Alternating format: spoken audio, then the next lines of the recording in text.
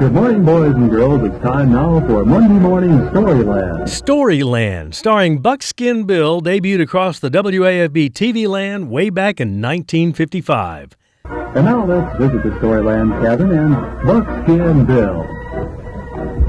Good morning, boys and girls. I'm just about ready. This particular episode is from a Monday morning, and Mondays were always a big deal on Buckskin. I'm glad you decided to join me this Monday morning. You know what we always do first on a Monday morning, don't you? With a style that made every single boy and girl watching at home believe he was talking directly to them, Buckskin explained how it all worked.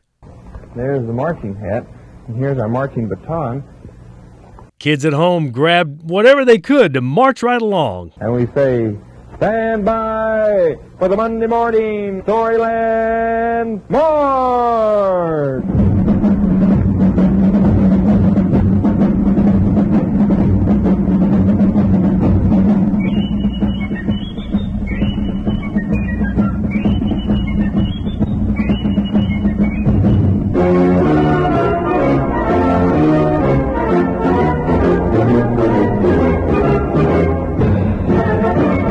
The Monday morning tradition became so popular that many years later, Buckskin recalled the one time he decided to stop doing the march.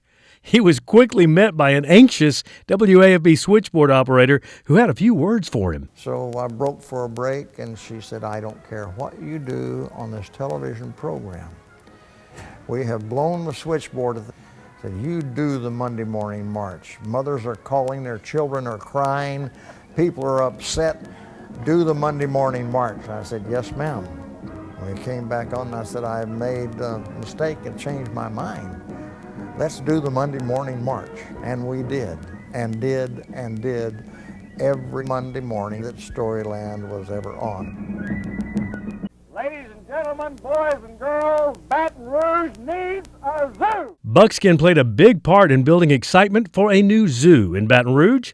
He asked kids to collect money to buy an elephant for the new zoo, kicking off a huge penny drive starting in 1969. You see this long line of kids stretching outside the WAFB studios? They were here to be on his show and donate the pennies they had pulled together. It became popular and very popular and very popular, and all of a sudden the safe was full. So we opened it up on television.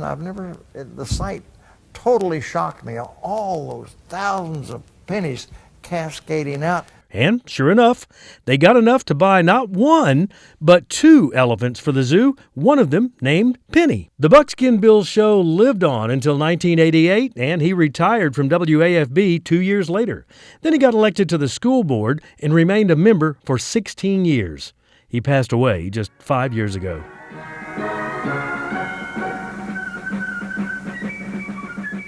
When it went off the air, Buckskin held the record for the longest-running children's program in the country, a show that left behind fond memories for so many, and this phrase that his viewers heard time and time again. This is Buckskin Bill saying you're never completely dressed until you put on a smile.